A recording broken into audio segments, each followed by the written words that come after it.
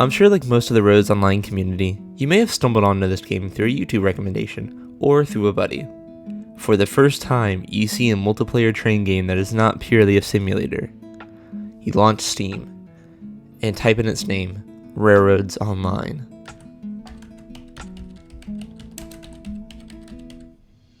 And once you're in the store page, you scroll down, look at the price. What? $30? And after powering through the buyer's remorse, you decide to add it to your cart and buy the game. Awesome. Now what? We're going to go ahead and hit play.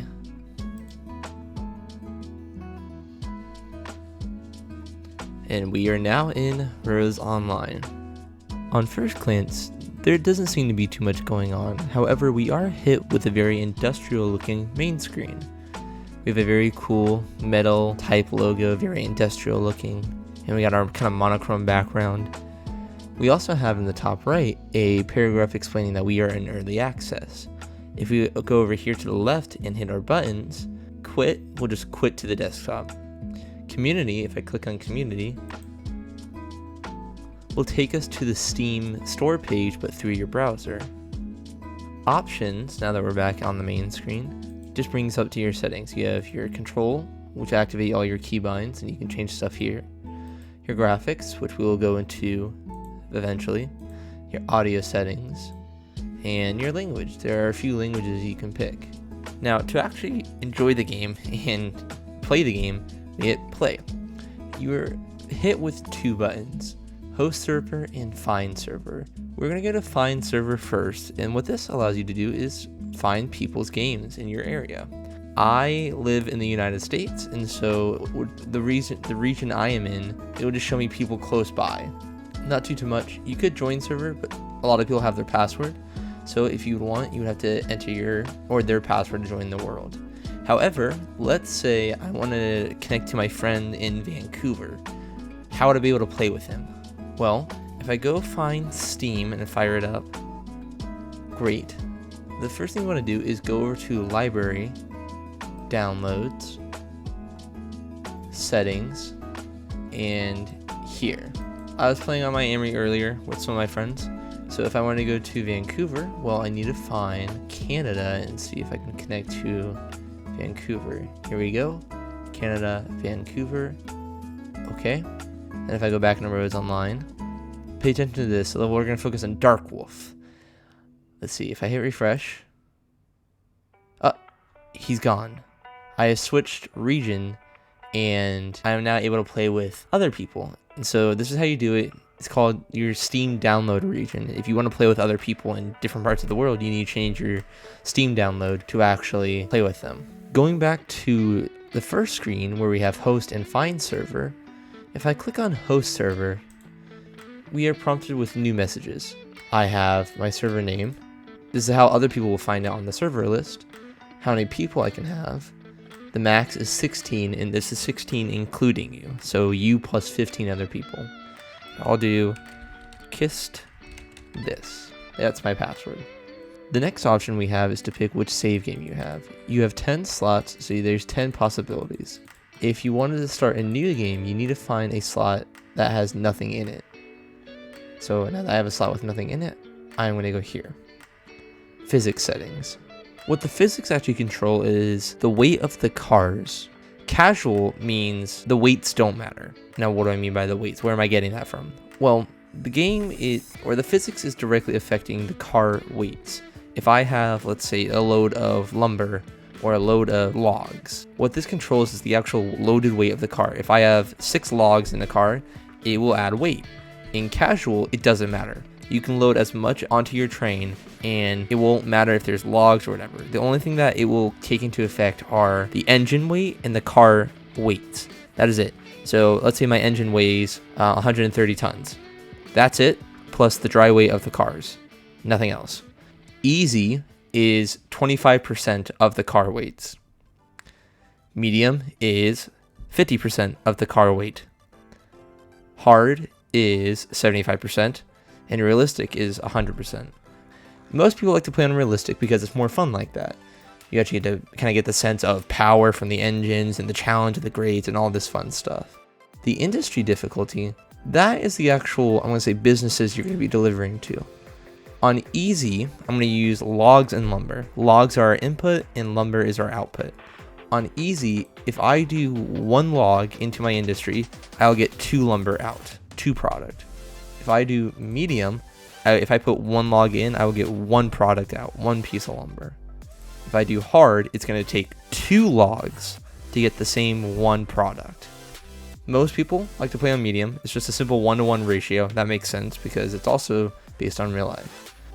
I think that covers kind of the basics of everything. We have our server name, the amount of people we want to join, my password, which save, and we want an empty one to start a new world. I have my physics setting, realistic, just like real life, and medium industry difficulty, which is just a simple 1-to-1 ratio. So now, let us hit start. The first thing you may notice when entering a game is your hit on performance. This game tends to be GPU intensive, and for those who don't know, GPU stands for your graphics processing unit, or what we call our graphics card. It takes a toll on it. It's actually better than a lot of games, but it's still pretty intensive. The reason for this is just by default it's set to the highest settings. Press escape and go to options, graphics, you'll find your graphics setting. And let's just go through this one by one. Your display resolution is just the size of your monitor. My monitor that I'm recording on is 1920 pixels by 1080 pixels. I can change this, let's say 16 by 9. Nothing happens because I'm in full screen, but if I hit windowed, hit apply, it changes. So to fix this, I want to go back to 1920 by 1080, and immediately it fixes. I'm going to make sure it stays on full screen, maximize window, and boom. A frame rate limit is just what do you want your graphics card to stop frames. You could do 60, not so bad. 120 would be preferred. Unlimited though is my recommendation. You just let your graphics card run. It won't cause any damage to it when playing this game. If you just keep it to unlimited, so you can just make sure you get the maximum, I'll say, enjoyment out of playing Rose Online. 3D resolution is the actual, I'm going to say, model quality. If I turn this all the way down and go back in the game, ooh, I have not edited this at all. If I pull up my menu, it's really HD, but look at the background, it's very blurry. So if I go back, options, graphics, I'm going to turn this all the way up and go back in game for a second. Much cleaner. Going back to the graphics menu for a second, I did glance over this. What is vertical sync? Well, what V-Sync is how we usually describe it. What it is it's just the game is going to try to match the refresh rate of your monitor. You don't have to do it because it will just kind of naturally mesh. It will do its thing. It's up to you. It at least in my opinion, I don't think it matters. You might find some people who say it does matter and you should do it, but again, I'll leave it down to your personal preference. Now, what blur is motion blur. If I apply it to 100 and go back in game, I turn, you can see it blurs everything as I look to it. I really don't like this. I think it just looks kind of messy. So I'm going to go back and turn it down all the way. But I'm only going to keep it at 1. Why? Well, when you put down blur to 0, there is some weird lighting glitches that happen on some of the engines. I don't know if I'm going to be able to do it here on Betsy, but on some of the other engines, you will get some weird lighting glitch. And even right here on the rails, see that flashing? This is a glitch caused by blur equals 0. For some reason, the game just can't handle it. But if I put it to blur 1, I think we'll get rid of that flashing. See? That is gone. And so you'll be able to get rid of those weird light glitches. Once again, heading back to the graphics menu, what is happening here? We're going to skip this for a second and we're going to look at this. These are very specific graphics setting you can change to kind of, I want to say, milk the frame rates you get. However, overall quality, it will just auto adjust everything. If I set everything to low, it goes to low. Medium to medium, high to high, epic to epic, and then custom, well, I can just change, pick and choose settings if I wanted to. But as soon as I pick one or the other, it fixes it immediately. Another cool thing to note is depending on the quality, the 3D resolution changes. Yay. Again, by default, the game keeps it on epic when you first load.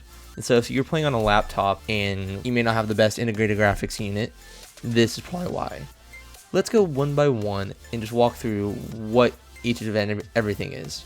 If I do low, this is what the game looks like on low graphics settings. Now in my computer I have an RTX 3050, and so it's pretty powerful. It does everything I need. One thing you may also notice is my actual frame rate. I'm getting upwards to 300 FPS, or around maybe mid 250s, mid 200s. This is the best frame rate I've gotten, but it just doesn't look good, does it? You can fix this by turning your 3D resolution high. If I go back into the game, now it looks a lot cleaner. It's really dark, but at least I can still play the game. Actually, it just makes it look enjoyable and a little bit more realistic.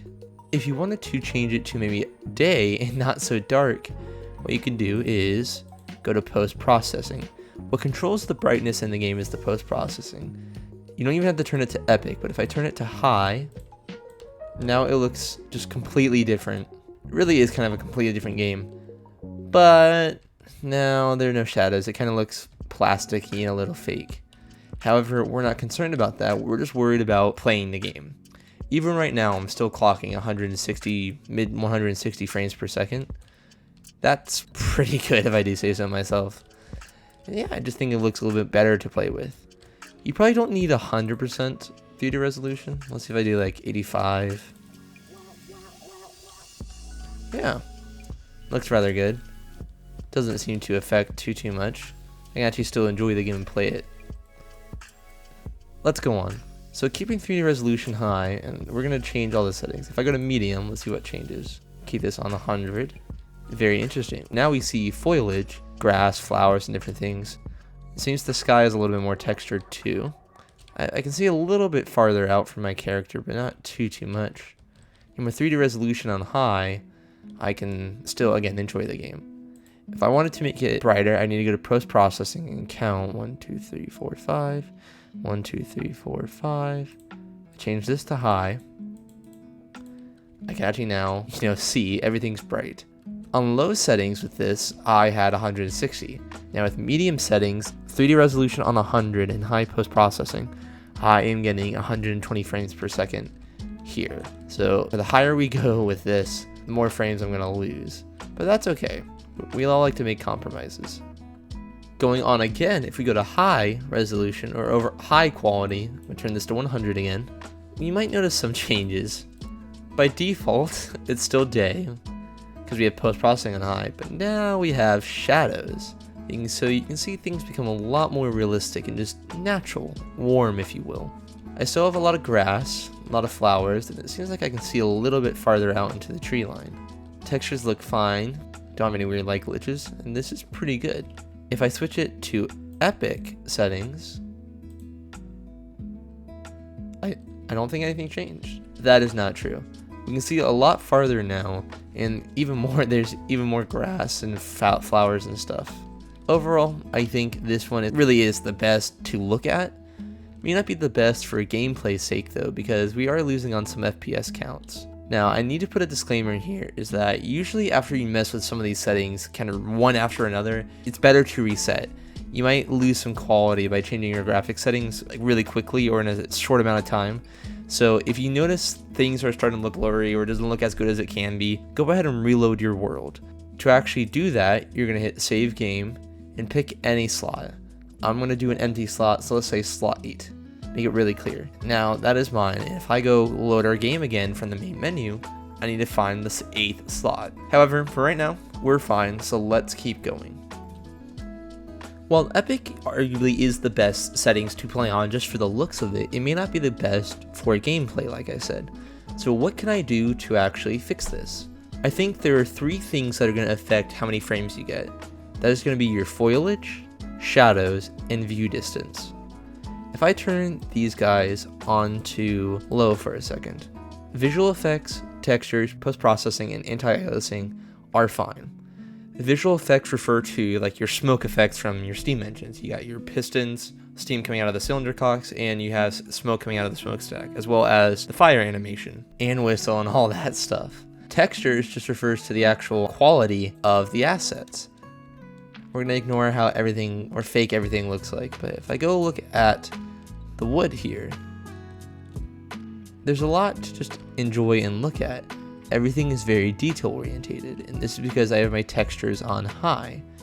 If I go back, post-processing again controls the daylight. You don't even need this on Epic because everything's still day, but I would recommend it just because it will allow your CPU and your GPU to make sure they are staying on top of everything. Everything is running at peak performance.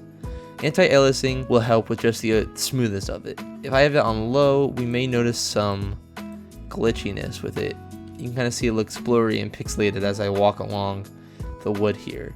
But as soon as I change the anti-aliasing to Epic, we notice a substantial hit in that glitchy and that stutterness. If you play with blur on 0, anti-aliasing doesn't work anymore. That's another reason to keep it on 1% instead of 0. Going back to these three things, the one that are on low. View distance is just where things are loaded.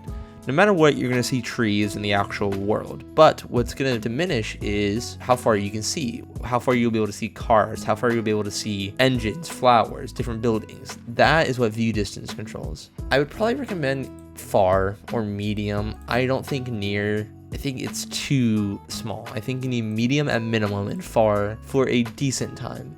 I would though do Epic just because I can see a lot and be in control and be aware of a lot of things. Shadows, again, make everything look a lot better.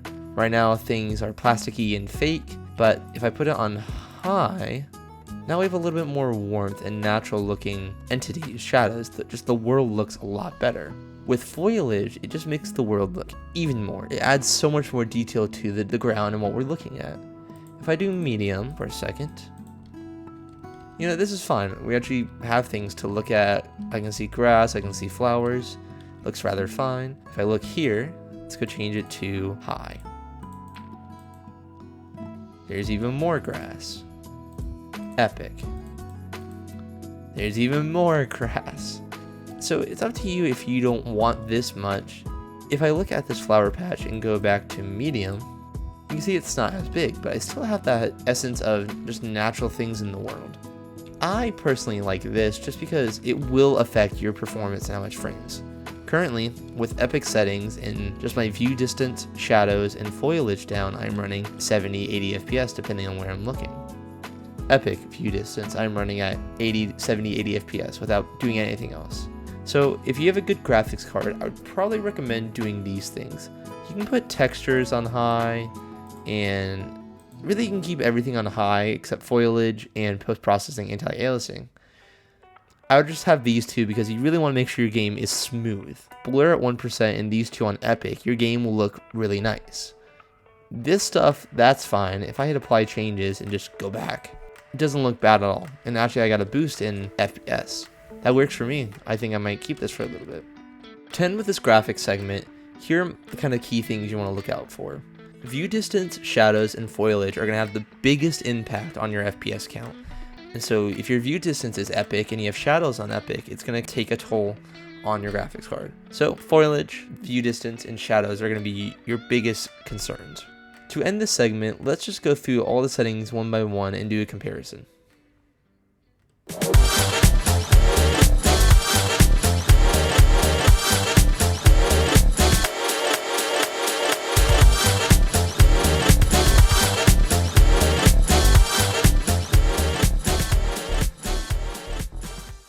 I think that was pretty interesting.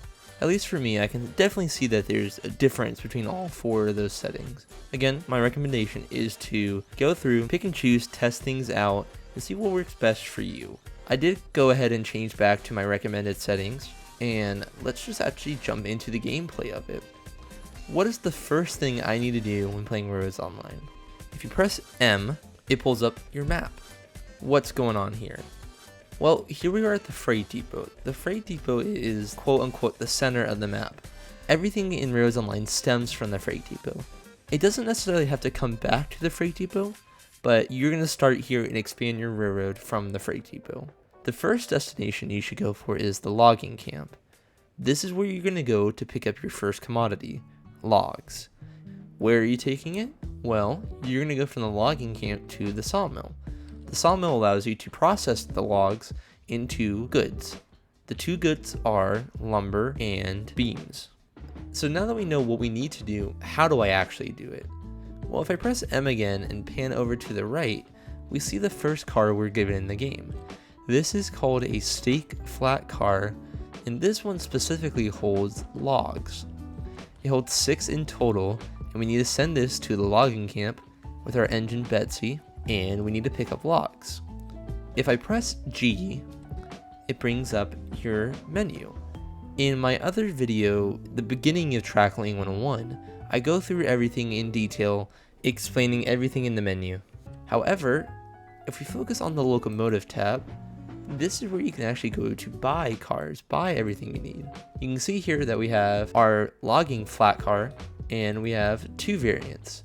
One that can hold different lumber and iron material. This one holds wood called cordwood and oil barrels. You have a hopper, another type of hopper, an oil tanker, another oil tanker, boxcar, and a livestock car. Currently in the game, it only holds tools. It acts like another boxcar, not carrying animals. We have a caboose with plenty of different paints. We have another, I'm going to say caboose, called a way car, even though caboose is a loose characterization. A snowplow. This is what we got from the snow update, and there's no use for it right now since it's beautiful spring. And we just have our engines. You can go here and just look at everything, see what you like, see what you don't like. Out of that menu, if I press G again, we're going to go over to track construction. I'm going to pick 3-foot rail 2, and the difference between these 3 are the height. Shortest, medium, tallest. So I'm just going to go with rail 2 because it's in the middle, so why not? If I press enter, it would bring up circle mode. Circle mode is a tool that allows you to build really good curves or really nice, perfectly straight lines. What I'm going to do is I'm going to drag this out for 40 meters. I left click to place it, and we have our first track. By pressing G again, and I hover over to my tools, I'm going to get this little saw, the logging tool. I need a left click on trees to chop them down. Great. Now, you may also notice how loud trees are. So if you go to options, audio, you can find the settings to turn down your audio.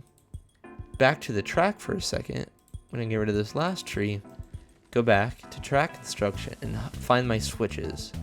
I want this one on the far right, stub switch 3-way. This is a 3-directional switch. It has a left, middle, and right setting. If I use my left or right arrow keys, for you it may be your number pad keys or just other keys. For me, it's my arrow keys. I rotated it around and now I have this weird link thing. I forgot to mention it just there, but when you want to connect track together, you are looking for this golden pin. If I hover it, oh, I should be able to place it. Nope, I need to wait for that golden link. So I'm going to do that here. And ta-da, we have our first switch in. From here, what I can do is I can go over to 3-foot rail 1, look for those golden links again, hit enter to get out of circle mode, and connect the pieces of track. Look for that golden link and connect. The game should automatically connect the rails for you. You can see a nice curve going into our tracks. We're going to do the same thing here.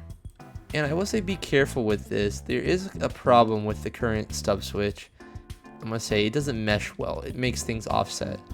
But it will not affect your gameplay. If it does, then it is a problem with the model. So from here, what we need to do is we need to build a track out to the left. Remember, we need to go to the logging camp. So that's the first thing I need to do. Going back, let's use 3-foot rail 2. I'm going to hit enter for circle mode. And for me, it's my right shift that changes my grid placement. You want to look for this value here, edit construction grid. Whatever button you have there will change the grid size. I'm going to go to 100 and press Y so I can change the direction I'm heading. I like negative 100 meters. This refers to the radius of the curve. So I'm just going to make this go out maybe to about, let's do 78 meters. I'm going to even this back out. I'm going to press X to make it go back to 0 and just build a piece out. If I press M again and look where I'm going, I'm now heading in that general direction. There are some hills I may need to worry about and curve around, but I'm trying to head out to the logging camp. If you want, you can turn and head to the sawmill first and then go to the logging camp, or you can create a line that goes straight to the logging camp and then back to the sawmill. It's up to you. But now we have our first piece of track that's heading out there. However, I can't leave these trees here, so again, pressing G, go to logging, grab the saw, and use left click to just start chopping trees down.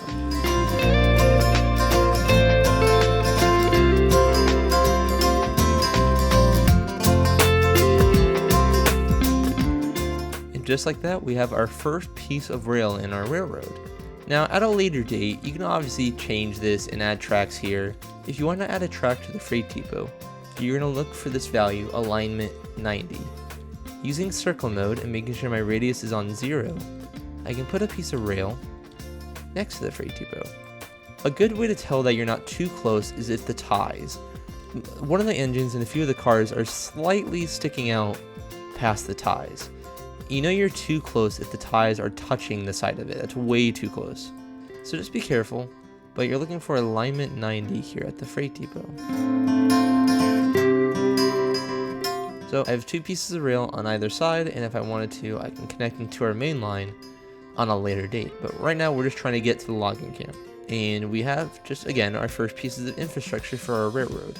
To actually start playing the game and making the money, I want you to press P real quickly. P is in play.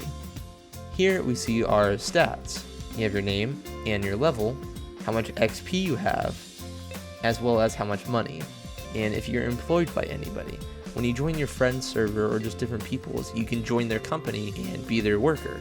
It's kind of unique, proves for some fun operating sessions. I'm pointing this out to you because we have $2,000 at the start of the game. If I press P again, pressing G now, and go to locomotives again, we're pulling up our cars. The first thing we're going to do is get logs, so I might want more log cars. And this is where this guy comes in today. We have 2 types of logging cars. We have our skeleton car and our flat car. Remember, the flat car holds 6, but the skeleton car holds 5. However, the big difference is the price, 300 versus 200. I can buy 10 of the skeleton cars for 6 of the flat car. It may be in my best interest then to get skeleton cars. To spice things up, I can give it a number. Let's say 02, because this is the second car I have. I don't think I can give it a name. I don't think there's room on this model, but on other cars, I can. I'll name it the Ivory, you know, why not? Ivory RR. And you can put text on the side of your cars, and this will apply for every car in the game. But we're not worrying about that, we're worrying about the skeleton car. Unfortunately, I can't put a name on this one, so I'm just gonna get rid of it because why not? If you wanted to, you can go through and pick different paints for it. I'm just gonna stick to paint 1 for right now because it doesn't really matter for me. So I'm gonna order it. I have my first car of the game. I'm gonna do this 3 more times, and the reason for 3 is because these spawn tracks can only hold 6 items. I have Betsy 1, Flatcar is 2, this is 3, all 4, 5, and 6. So only buy 3 more, and I'll be right back. So now I have my first, I want to say train, my first train set, if you will. What I want to do is actually get Betsy. If I press G again and go over to the Rerail tool, I'm just going to click somewhere in the cab. Now I have the porter. And if I hover over the rails, I can move and drag it. What I'm going to do is I'm going to run to the front and put Betsy down. Now that's weird, it flipped direction. We're going to ignore the random white wire going through. If I press left click over the rail, it will turn things around. Right click ends the placement, and now I have Betsy at the front of my train. What I need to do now is I need to go over to this thing. This will allow you to couple your engines together. Engines or cars, whatever the case. I'm going to left click to put in a link, then right click to put in a pin. Now I have a coupler. The thing you do not want to do is do the same thing here. If you do this, the cars will not link together. So you need to make sure one of them is empty. However, I can go to the back side and put another one. If I wanted to, I'm going to rerail this just over here for a second. Now it'll be able to go into the skeleton car. I'm going to re-rail the next car as well. I do the same thing here. Now I'll be able to have links in all the cars. At Betsy now, what you want to do is enter the cab and left click on the wood. You can only carry 5 at a time, so you just don't overclick and don't try to spam. If I look down, there's the firewood. If I hit Control to crouch, left click again and slide your mouse. Slide it left or right or up and down. It will open and close this. Now looking at the firebox, I'm going to right click. I just threw all 5 of the firewood in there, and if you look in the top left, you can see our firebox is starting to warm up. The 99% refers to how much fuel I have, and the temperature is in degrees Celsius. So I'm going to close this now and let the engine warm up. Awesome. Now that Betsy's at pressure, the first thing you want to do is press F. Look down a little bit more and then press it. We are now entering the driving UI. This allows you just a simpler way to control the engine instead of in first person. However, it's a little too close. I don't like how I can't really see anything past the engine. So if I press V twice, I can zoom out and see a lot more. If you look in the bottom left, you have a lot of information about what's going on in the engine. You have your boiler pressure, air brake pressure, water temperature, water level, fire temperature, and how much fuel you have. Before we drive though, I want to go back in the first person and talk about this. I know a few people who like driving in first person a little bit better, and people like me who don't mind doing both. It's easier though to use the driving UI, so most of the time I use that. If you look we'll do right to left. I have my brake. This allows me to stop, basically. Stop or not stop, I guess. The reverser just allows me to either go forward or go backwards. Forward, backwards, forward, backwards. You can change how much I'm going to say. If I want to go forward but very slowly, I can use the reverser. If I want to go backwards really slowly, I can go negative. I think for full, I'm going to go full backwards because we need to hook up to our first car. To actually start moving, you're going to use this, the next one, the regulator. This is your throttle. It allows you to start moving. If I throw my brake off, we're actually starting to move, but it's a little too fast, so let's slow down. Dunk right into the car. I'm going to release the brake now, and I'm going to hover over the actual car and right click. This allows the link to be formed. Now the car brakes are on by default, so I'm going to turn it off, and now I'm going to use F this time. I can actually push back into the cars.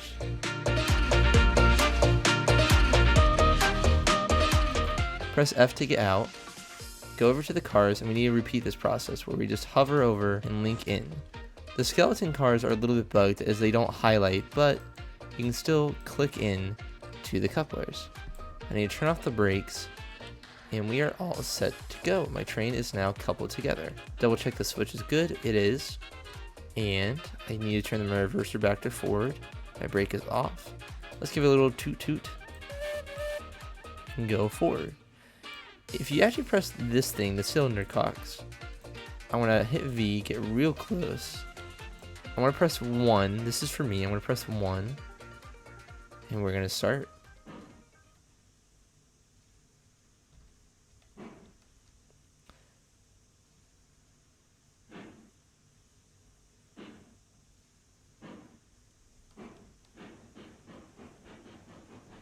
Awesome. Press cylinder cocks to turn it off. And now we can go. I let it coast now so we can get through the switch. Apply my brake because we need to stop. And then we can press F to get out real quickly as the train comes to a stop. Next thing we need to do is we need to flip our switch. Turn it all the way over to the left. Now the fun fact about the stub switch is the stand points opposite.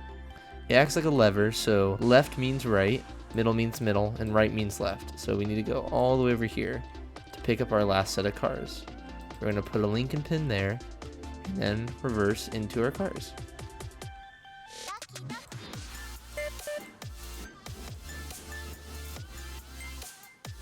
Now that we have our entire train built, we are ready to head out to the logging camp. But before we can do, we need to put some fire into the firebox. Open it up, and then chuck some wood in. Great. we're going to end the intro guide here. We covered over the basics, really. Remember, your graphics setting is going to affect how you actually play the game.